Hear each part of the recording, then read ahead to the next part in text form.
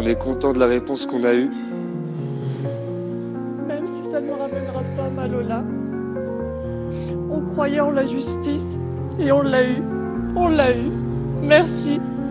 Merci pour le soutien de tous. Merci.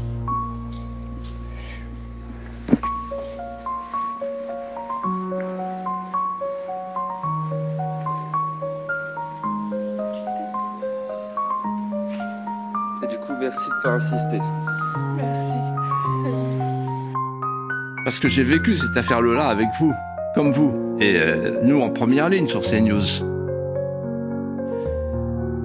Le système médiatique considère qu'il y a des faits de société, des faits divers. En l'occurrence, c'était un fait divers, selon le système médiatique. Et ceux qui ont eu le malheur de traiter ce fait divers comme un fait de société ont été montrés du doigt et traités de tous les noms.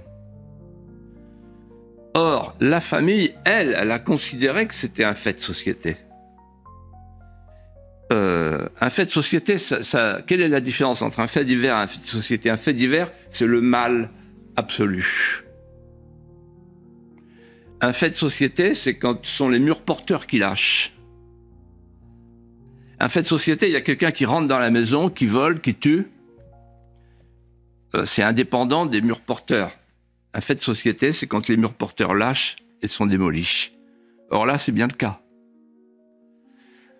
Quand une personne n'a rien à faire sur le territoire national et qu'elle s'en prend à une petite fille, qu'elle la viole et qu'elle la tue, on est devant un fait de société puisque la loi française n'a pas été appliquée.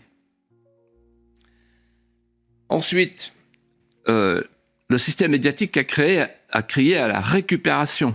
La récupération, ils ont osé faire ça.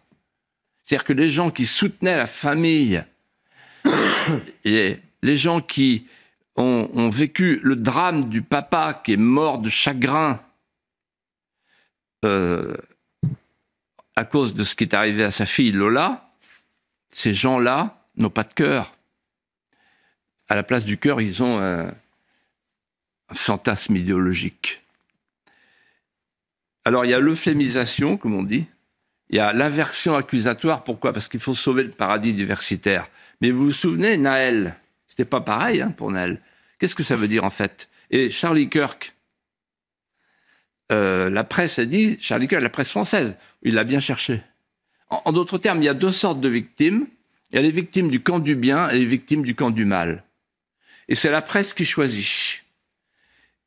Et moi, je rends hommage à CNews, qui était au premier rang pour défendre à la première heure ce que Éric Zemmour avait appelé un francocide. On est devant un francocide. Voilà. Et nous allons terminer par écouter celui qui dénonce la récupération politique dont parle Philippe de Villiers, Nathan Dever. Nathan Dever qui a quitté CNews après avoir, je dirais, s'être fait une renommée sur cette chaîne, parce qu'il a été médiatisé et il a été découvert par CNews. Eh bien, aujourd'hui, une fois qu'il a une certaine notoriété, il passe dans le camp opposé, c'est-à-dire France Info. France Info qui accueille en majesté les antisémites d'extrême gauche. Et Nathan Dever n'a pas de scrupule à rejoindre cette chaîne, curieusement. Et vous allez l'entendre, on va l'entendre ensemble. Il ne veut surtout pas de récupération pour l'affaire Lola, évidemment. On sait ce qui se trame derrière, on connaît cet individu, j'en ai déjà parlé, ça ne me surprend pas, et il fait partie de ceux, justement, qui opèrent plus ou moins dans l'ombre, puisque c'est quand même astucieux de passer par CNews, d'y faire sa notoriété, puis ensuite de basculer du côté du camp adverse, c'est-à-dire le camp de celui qui dénonce CNews jour et nuit, je dirais 24 heures sur 24, il rejoint l'ennemi en quelque sorte. Donc, on pourrait appeler ça un traître. Mais, d'ailleurs, Pascal Praud l'avait plus ou moins souligné. Et ce Nathan Devers que je suis depuis un certain temps et qui m'énerve passablement, écoutez, vous allez le découvrir toujours avec un ton de plus ou moins arrogant. Alors, si je dis ça, on va dire que je suis antisémite parce que Nathan Devers est juif. Ah oui, mais je n'y peux rien, si vous voulez.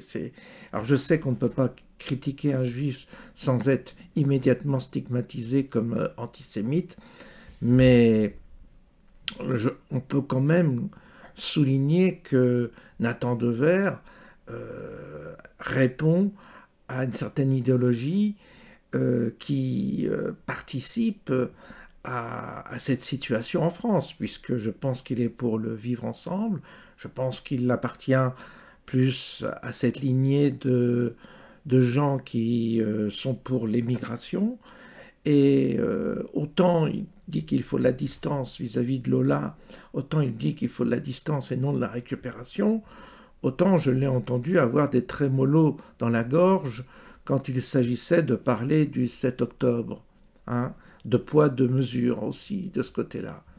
Alors on va l'écouter, notre Nathan Devers.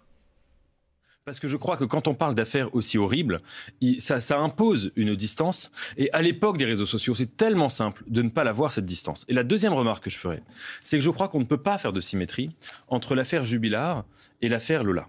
Pour une raison très simple, et je rebondis sur ce que disait Paul, c'est que même si les deux peuvent éventuellement poser des questions sociétales, dans l'affaire Lola, vous avez eu des mouvements politiques ou militants qui sont allés acheter des noms de domaines, qui ont organisé des manifestations, qui ont repris la photographie de la petite fille alors qu'elle était à peine enterrée, et qui ont instrumentalisé un cadavre encore chaud. Et je recite Mitterrand parlant de Bérégovoy sur les gens qui aiment la viande rouge, etc., qui sont comme des chiens avides de viande rouge, et qui ont instrumentalisé un cadavre encore chaud pour servir une cause politique. Et ça me semble problématique. Et encore une fois, je crois que quel que soit le sujet, que ce soit un fait tragique qui puisse alimenter des idées de gauche ou des idées de droite, le sujet n'est pas là.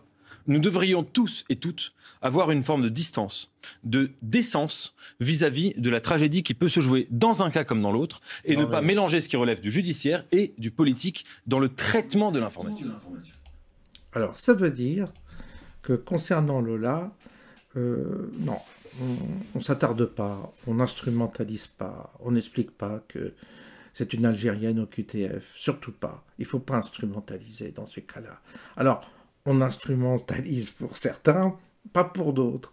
C'est permis d'instrumentaliser pour certains, mais pas pour d'autres. C'est sa vision, Nathan Devers. Alors, moi, je vous laisse juge, hein, parce que je ne vais pas trop m'étendre sur la question, étant donné que on est immédiatement, on reçoit une fatwa de la fameuse fatwa antisémite, parce que, évidemment, Nathan Devers est juif, et donc, si vous le critiquez, vous serez fatalement et également désigné comme antisémite, parce que c'est l'arme fatale quand aujourd'hui on vient discuter et on vient justement contrarier certaines positions tenues par des juifs qui sont de gauche.